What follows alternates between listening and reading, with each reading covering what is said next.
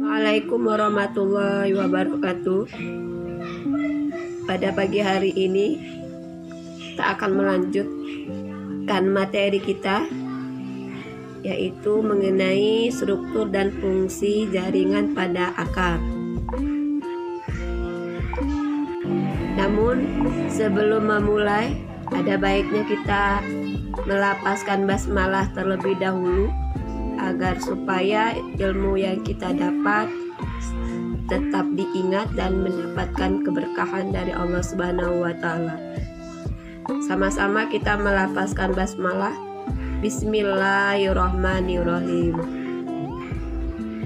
Selanjutnya yang perlu kita akan bahas, mendeskripsikan keterkaitan struktur jaringan tumbuhan dan fungsi serta teknologi yang terinspirasi oleh struktur tumbuhan. Langsung saja kita ke fungsi akar. Apa fungsi akar? Yang pertama yaitu menambatkan tubuh tumbuhan pada tanah, kemudian menyerap air dan mineral dalam tanah, menyimpan cadangan makanan. Jadi ini fungsi dari akar tersebut. Menambatkan biar dia tahan ya, kokoh. Kemudian menyerap air dan mineral, mengambil air dan mineral dari dalam tanah. Kemudian menyimpan cadangan makanan, dari hasil fotosintesis.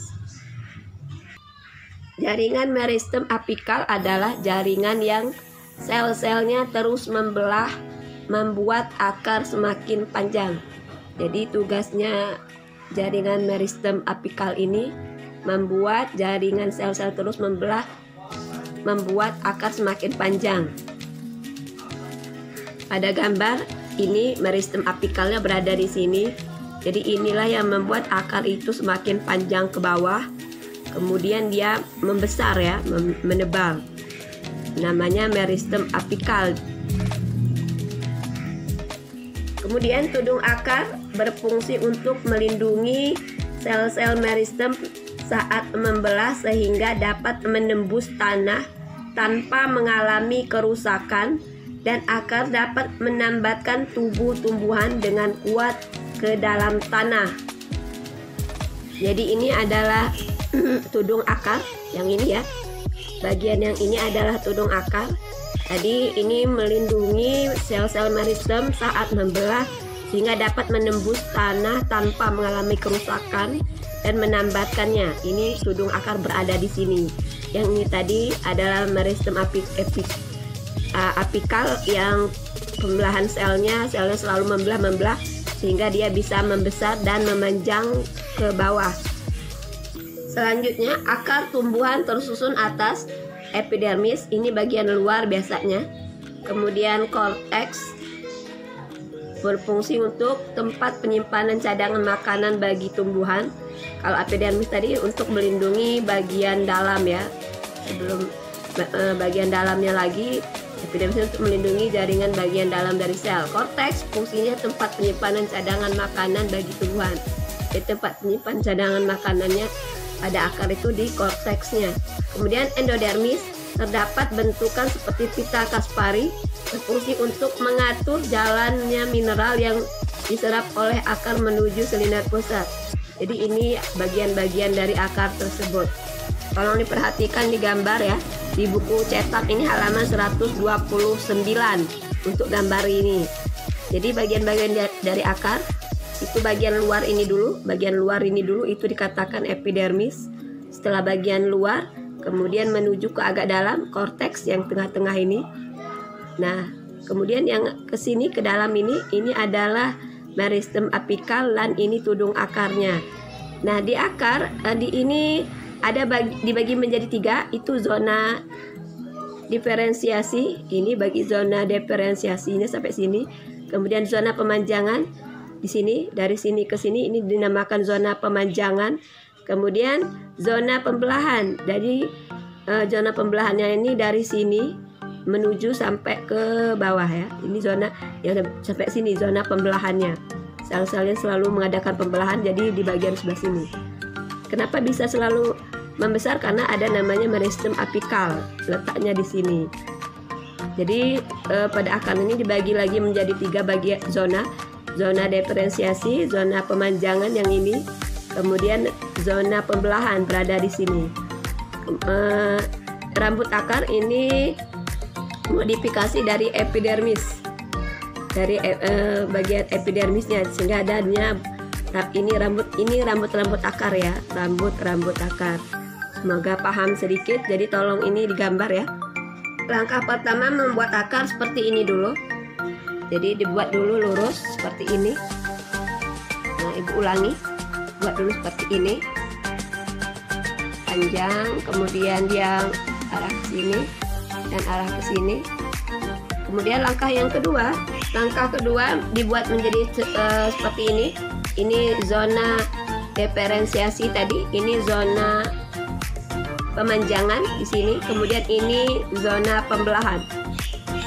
Jadi ini dibagi lagi menjadi 3, zona diferensiasi, zona pemanjangan, kemudian zona pembelahan. Di sini ada meristem apikal. Di sini ya, berada di tengah-tengah sini meristem apikal. Ini adalah bagian tudung akar. Tudung akarnya. Paham ya bagian-bagiannya? Ini bagian epidermis.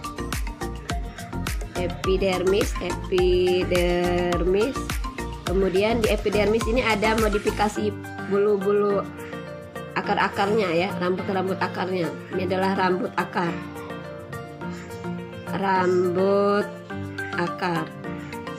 Ini tolong dipahami konsep dari akar ini sendiri. Kemudian kita lanjut ke struktur dan fungsi pada batang. Ini ada batang ya, bagian dari dalam batangnya.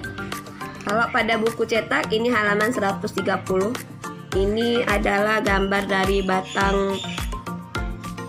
Maaf. Ini batang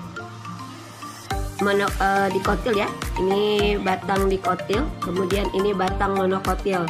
Jadi pada perbedaan dari batang monokotil dan dikotil ini pada berkas pengangkutnya ini tersusun rapi, terbentuk dalam lingkaran. Jadi perbedaan monokotil dan dikotil batang ini ada namanya berkas pengangkut. Berkas pengangkut itu terdiri dari xilem dan floem ya, terdiri dari xilem dan floemnya. Floemnya ini adalah xilemnya. Ini tersusun melingkar seperti ini. Nah, di tengah-tengah antara xilem dan floem ini ada namanya kambium, sehingga membuat batang itu membesar. Kenapa batang itu ada yang membesar, batangnya bisa dipeluk ya? Itu kenapa? Itu karena memiliki namanya kambium. Kambium ini berada di antara xilem dan floemnya. Floem dulu yang ini, kemudian di tengah-tengah di sini ada kambium, kemudian baru ada floemnya. Jadi kambium inilah yang membuat batang itu bisa membesar. Kalau pada contohnya pada pohon damar itu memiliki kambium, kemudian kalau pada si padi dia tidak memiliki kambium. Kenapa? Karena dia tidak kenapa tidak bisa membesar pada batang padi? Karena dia tidak memiliki namanya kambium, sehingga dia kecil. Rumput tidak ada kambium, sehingga batangnya tidak bisa membesar. Jadi itu kenapa pada tumbuhan itu ada batang yang membesar, ada yang tidak. Jadi kalau batangnya membesar, contohnya pohon damar, mangga, itu memiliki adanya kambium, berada di tengah-tengah berkas pengangkut ya, pembuluh pengangkut. Kalau pada batang dikotil, pembuluh pengangkutnya ini tersebar, tidak tersusun rapi seperti ini. Ini kalau pada berkas pengangkut si monokotil semeraut, tidak tersusun rapi. Jadi perbedaannya kalau melihat gambarnya seperti ini. Jadi kalau pada si batang dikotil ini tersusun rapi. Kalau melihat gambar seperti kalau dia tersusun rapi, ini merupakan batang dikotil. Kalau dia berkas pengangkutnya tersebar seperti ini dikatakan batang monokotil. Paham ya? Trik membuat batang, bagian batang, buat dulu bulatan seperti ini, dua. Langkah yang berikutnya, ini buat lingkaran lagi seperti ini di tengah-tengahnya yang satu. Kemudian setelah ini, setelah dibuat lingkaran tengah tadi, dibuat bulatan seperti ini dua. Yang ini warna merah, yang ini warna biru. Ini adalah phloemnya. Bagian luar ini adalah phloemnya, yang ini adalah silemnya. Yang ini adalah phloemnya, yang ini adalah bagian dalam ini adalah silemnya. Dibuat banyak sehingga seperti ini. Jadi phloemnya yang berada di luar, yang bagian luar ini adalah phloemnya, yang berada di dalamnya ini adalah silem. Nah, berada di antara tadi ini adalah kambiumnya. Jadi ini yang berada di tengah-tengah yang tadi, yang merah tadi ya, ini adalah kambium yang membuat batang itu membesar. Jadi kambium itu letaknya berada di tengah-tengah silem dan phloem. Phloem dulu, kemudian kambium, baru si phloemnya. Paham ya sedikit? Tengah-tengahnya ini adalah jaringan parenkim namanya. Sedangkan pada si batang si monokotil, berkas pengangkutnya ini tersebar, tidak merata, tidak tersusun rapi. Jadi inilah yang membedakan batang monokotil dan batang dikotil. Pada dikotil ini tersusun rapi, pembuluh pengangkutnya silem dan phloemnya, pembuluh pengangkutnya tersusun rapi. Kemudian berada di tengah-tengah ini ada kambium. Sedangkan yang di sini dia pembuluh pengangkutnya tidak merata, tersebar, tidak rapi. Kemudian dia tidak memiliki namanya kambium. Kalau gambar ibu yang ini, sekali lagi, ini adalah silemnya bagian dalamnya, ini phloemnya, kemudian di tengah-tengahnya ini adalah kambium.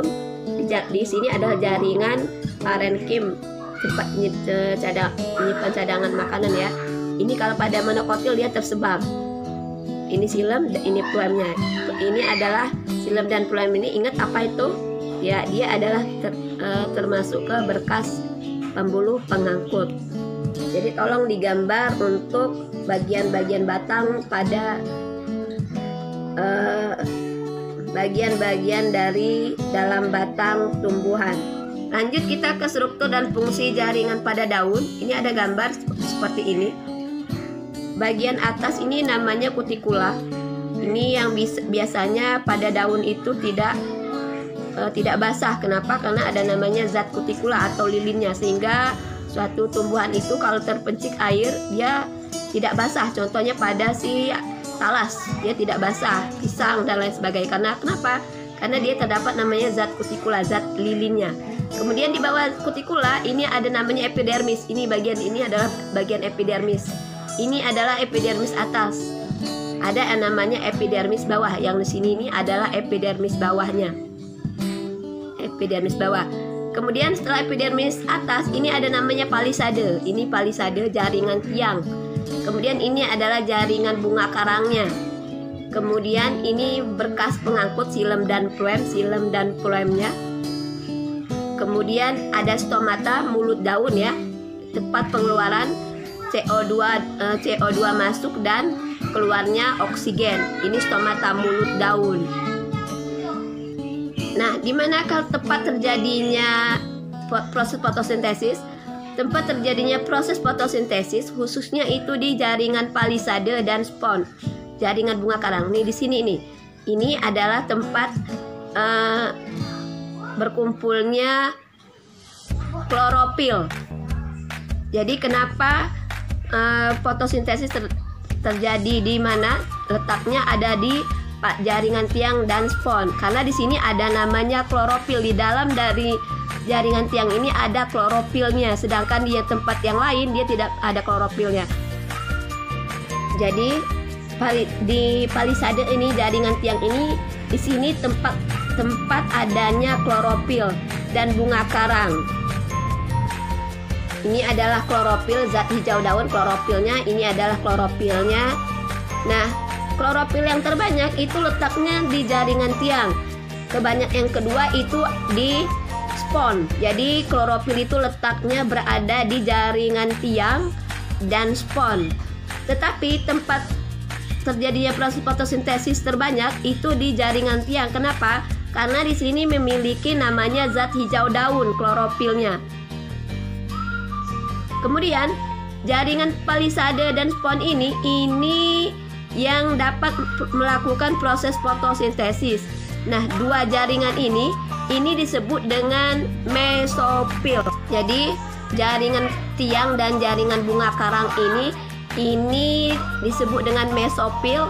Tempat proses terjadinya fotosintesis berada di jaringan tiang dan spon. Nah, dua ini dikatakan mesofil. Jadi ini tolong digambar jaringan ini. Semoga paham sedikit.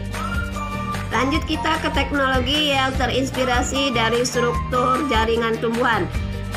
Jadi teknologi dari daun-daun, teknologi yang terinspirasi maksudnya menginspirasi itu contohnya pada panel surya. Ini didapat dari inspirasinya fotosintesis tadi ya. Kemudian sensor cahaya pada stomatanya tadi. Kemudian lapisan pelindung pada kutikula.